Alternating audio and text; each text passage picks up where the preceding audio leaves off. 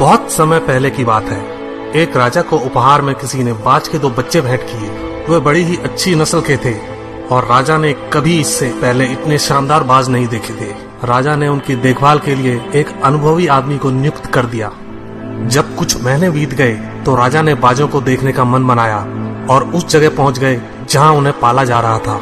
राजा ने देखा कि दोनों बाज काफी बड़े हो चुके थे और अब पहले से भी शानदार लग रहे थे।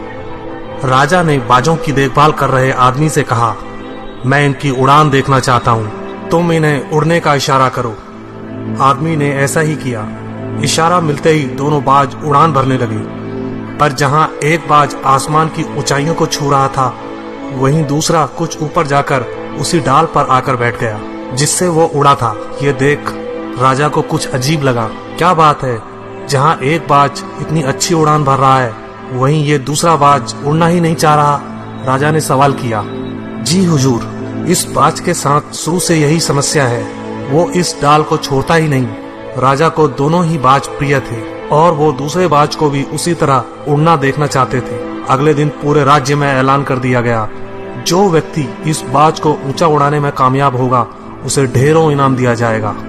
फिर क्या था, एक से एक विद्वान आए और बाज को उड़ाने का प्रयास करने लगे, पर हफ्तों बीत जाने के बाद भी बाज का वही हाल था।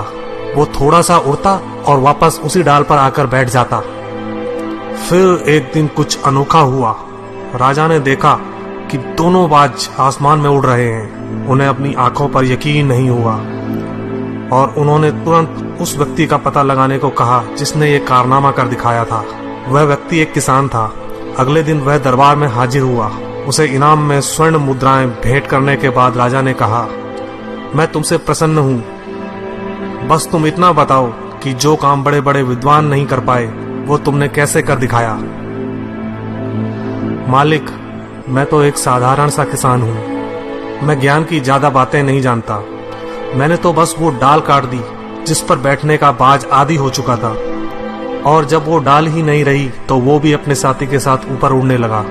दोस्तों, हम सभी ऊंचा उड़ने के लिए ही बने हैं, लेकिन कई बार हम जो कर रहे होते हैं उसके इतने आदी हो जाते हैं कि अपनी उड़ान भरने की, कुछ बड़ा करने की काबिलियत को भूल जाते हैं। यदि आप भी सालों से किसी ऐसे काम में लगे हैं जो आपके सही पोटेंशियल के मुताबिक नहीं है, तो एक बार जरूर सोचिए कि कहीं आपको भी उस डाल को काटने की जरूरत तो नहीं जिस पर आप बैठे हैं। धन्यवाद दोस्तों। अगर यह कहानी पसंद आई तो प्लीज सब्सक्राइब करें, लाइक करें, शेयर करें और कमेंट करें। Thank you once again.